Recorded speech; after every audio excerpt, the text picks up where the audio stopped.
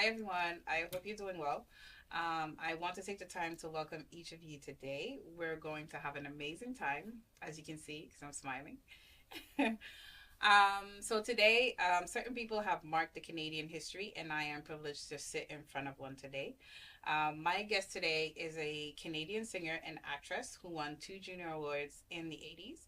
She's an amazing singer, a mentor, and most importantly, she is a friend. It's an honor to be able to interview her today. She'll be able to tell you more about herself, but without further ado, let me introduce to some and present to others. Kim Richardson. Hi. Hi, Ruth. You Hi. should actually tell them who you are, my dear. Actually, well, I'm Ruth. I'm a student at Concordia. I jumped the gun when I was 36 and left everything and went back to school to study jazz vocals in jazz vocal in Concordia, and I'm actually getting my BA. I'm actually graduating hopefully this semester. And one of the things that I had to do was to interview you and to get more, insight in your life and just do maybe some kind of a bit of a memoir.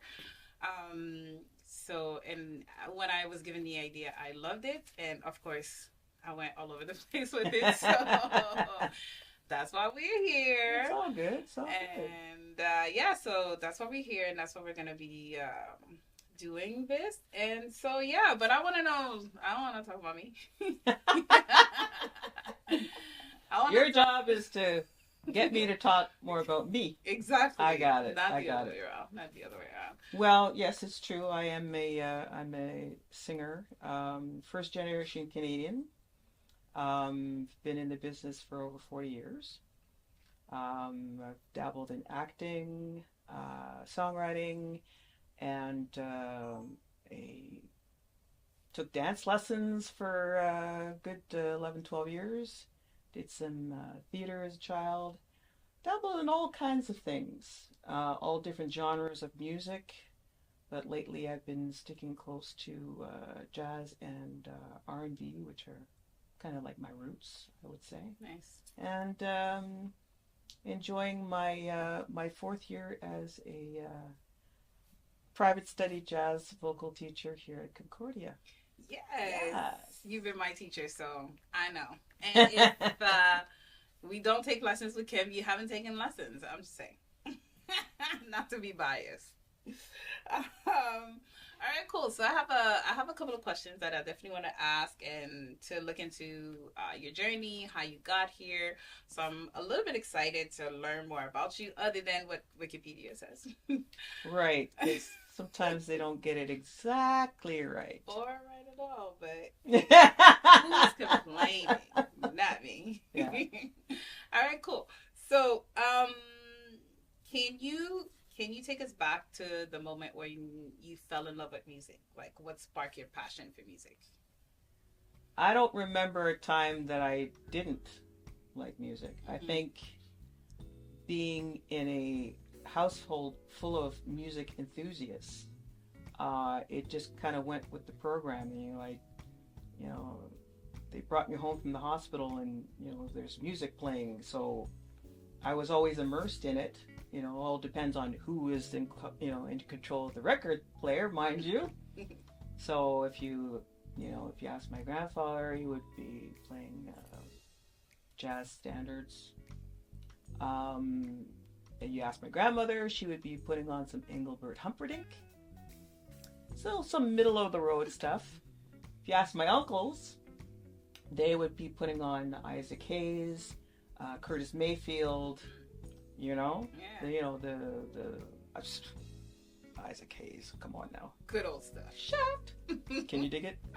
And my mom, she loved Mahalia Jackson, the gospel, Aretha and all of that. So there was just so much going on that I don't ever remember a time without music. So I gravitated towards it very, very early before I could talk. Nice. Yeah. That sounds amazing. Yeah. So was there like a mentor or someone specific that like really got you to become a singer? Because you obviously grew up in like the music, so I'm guessing there was like some kind of piano or like other things. But what led you to singing? Like, well, who was the person? What was the thing? I don't I don't think there was actually a person necessarily. I think, watching my mom perform, because she's a singer as well, watching my mom perform was always very inspiring. But that wasn't necessarily the reason that I wanted to start singing. I started singing, with every record that was put on, I would sing along with it just naturally. So if it was an instrumental, I would like sing, you know, the solo trumpet part or the solo, drum part, all of that stuff. It was just something that came naturally to me. So I didn't necessarily have like, aspire to be, a singer like somebody I've seen on TV or whatever. It just, that urge to want to sing just kind of happened naturally. Nice. Yeah. I remember when we were taking classes one time, you told me about, I think you were like 14 and one of your teachers really like pushed you to have that big voice. Yeah. Can you tell me a little bit about that story? His name was Bob Leonard. Unfortunately, he's no longer with us. And grade 9, which for Ontario people was the first year of high school, not like here in Quebec. So for me, I was very timid. I wasn't necessarily very outspoken.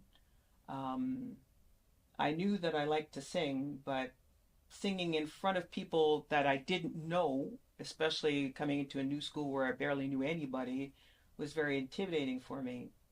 And one of the reasons why I went to this particular high school, because the other high school in town was literally right across the street from my apartment building. Like I could literally go out the lobby, cross the street, and go right to the front door. But I said, nope, I want to be in the music program. I want to be able, because I had a vocal group class. And I said, that's what I want. So I went and trekked all the way across the other side of town just to go to the specific school, Thornley Secondary. And I loved it. And that's where I met Bob. And Bob was like, you really have a gift here. And I think, we should really, encourage you to sing more. And, he encouraged me to come out of my shell a little bit. And that was basically just the little click that I needed to say, okay, let's do this. Still, with the shaky hands, but still able to, perform in front of people and just have a ball doing it. Nice. Yeah.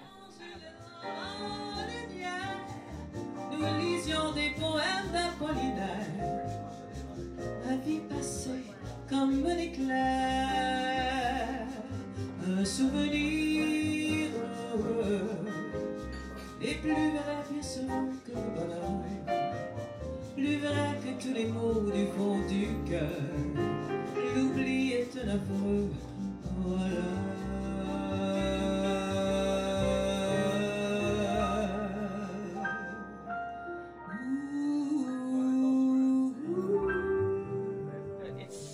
It's not a challenge. If it's something that comes easily, everybody would do it. True. So if there is, something that you don't feel very comfortable with, the only choice is to just push through. Yeah. Because progress comes with struggle. Yeah, he said if you can't do it brave, do it scared, but do it anyways. That's it. And then what's the worst case scenario? Happen. Yeah. Okay, yeah, it could be a train wreck, but hey. At least you did it. That's the point. Yeah. Oh my God. All right, so which performance or song do you feel defined your music career and why?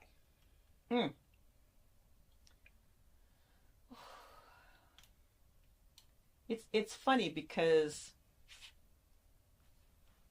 there's so many moments that I can name, but the only one that comes to mind immediately was while singing with Gregory Charles at the Bell Center of all places. And, that can always be very intimidating, especially, the crowds that he was bringing in. It was pretty full house. And at the time, I had just come out with my first album, and he had come out with I Think of You like a month and a half after me. And so he said, Kim, if you agree to come and do the shows with me, I will leave you the space to, do your own tunes from your album. I said, yeah, great. That's a good deal. I like that. So he said, on one condition. I said, okay, what's that? He says, you have to sing A Song for You. Now, do you know that song? No. I've been so many places in my life and time, sung a lot of songs, made some bad rhymes, acted my life out in stages with 10,000 people watching, but we're alone now, and I'm singing this song to you. Right? That's crazy. Yes. So it's a Leon Russell tune, and the version that I particularly love is Donny Hathaway. Just gives me goosebumps every single time. So that was a defining moment for me because, here's this venue that's highly regarded, and it's huge, and there's a lot of people. And I've been given this moment to say, hey, here I am, and I'm singing this song to you. That was monumental for me. That was definitely probably the biggest gift that I've ever been given as an artist. Yeah. I can only imagine. God, this sounds great. Yeah. Really nice. Oh man, you were lucky. That's so cool. Especially Gregory Charles and being the man that he is, especially in our community. I think that's really, really cool. Oh my God, that's so much fun. Yeah. So I have a question, because now you didn't, I don't want to call it transition into teaching, because you're still doing so many more things other than teaching, but you're also teaching, and it's a whole another ball game. Right. Absolutely. Especially at this caliber, because before then I was just doing private lessons in my basement of my house. Just have people come to the house and spend an hour or an hour and a half with me, and this caliber just kind of takes it to another level because I've never had to judge anybody's performance before. So that was a little nerve-wracking, and it was never even on my radar, actually, because usually I just kind of did it in my own time. And when I get busy, I just say, well, sorry, I'm going to have to stop for a couple of months. But, when it starts getting a little slower, come back to the house and everything like that, where this is it's a commitment. You're in it. You right? don't have a choice. Yes. But the beauty of being here at Concordia is that I learn as much from my students as they learn from me. Really? And it's a really nice exchange that I appreciate a lot, because let's face it, I don't know what it is to be, in my 20s or 30s anymore. I'm it's been a minute. And, things have evolved. Things have changed since I was that age, and, technology and all the rest of that. So it's really a great learning curve for me. And I enjoy the idea of having people that I learned from, that I, was, able to partake in their knowledge and pass it on, Nice. because that's the only real way that we're going to uplift and, and encourage the next generation, Yeah. is to take that knowledge and pass it on, and just give them a sense of, I've been there, I know how tough it is, I know how you feel. right? But there's always a way. Yeah. There's always a way. I remember, like, a small story. I remember when I first came into the jazz program, one of the things that I noticed is that there weren't a lot of Black women. And, we're so inspired by Ella, by Sarah, by Billy, by, all these women. And then I get into the program and there's not that many people. And I remember I was doing my private study interview. Not interview, but my private study audition. Well, not the audition, but the jury. Right. And so I come in and I see you and I'm like, oh, a Black woman. And I remember I was like, oh, I said that out loud. Yeah. Yeah, and it was crazy to see you at that level, and it really inspired me, because I was like, okay, so I'm not doing this wrong, because one of the things about me, like, I've performed for such a long time. I grew up in the gospel industry. I've sang and did back vocals, and then when I dropped everything to sing, I remember I was telling my dad, and my dad was like, okay, great. And I was like, that's really what I want to do. And it was really tough to not be able to see another Black woman doing exactly that, and so for the first few years, and then to see it was shocking, but it was amazing, because I was like, okay, so there must be something good or something that I'm doing well if I can have an example like you. And so the next semester I took lessons with you. I was like, hi, I'm Ruth, please take me. Yeah. But it's just been it's been inspiring to see you move on to that. And even if it wasn't planned or anything like that, I think it was God sent, because I think that the impact that you're having, and I talk to students all the time, because I'm a little bit older and I'm always asking them how they're doing and, feeding them and stuff. Right. And so I always ask them, how they feel about taking the classes with you and how's it going. And I always tell them, listen, Kim will bring you this level that's not, that's not theory. That's not, but she'll bring you this extra that you don't know, that you haven't seen, that you maybe haven't heard of. And it's amazing. It's great. And like I said, I keep smiling because I can't believe it, and I love it. I mean, I speak on life experience, and some of the lessons are not just, about music. It's about life, because we can always learn things through music about real life. Yeah. That we sometimes don't, make the connection, but I think that there's always going to be a way to relate it, to real life. And for me, that's been, the reason why I, get up in the morning is like, I'm inspired. I want to be able to just share whatever I can, and just see, where this takes them on the next the next step of their journey. Nice. It's a proud moment, and it's a privilege. Yeah. It really is. It's an honor, and it's a privilege to be able to be in this position, because it's important, and we don't realize, even in music, how much music inspires, how music touches people in the deepest way. Alzheimer patients that everything else goes, but the music stays. Yeah. This is why it just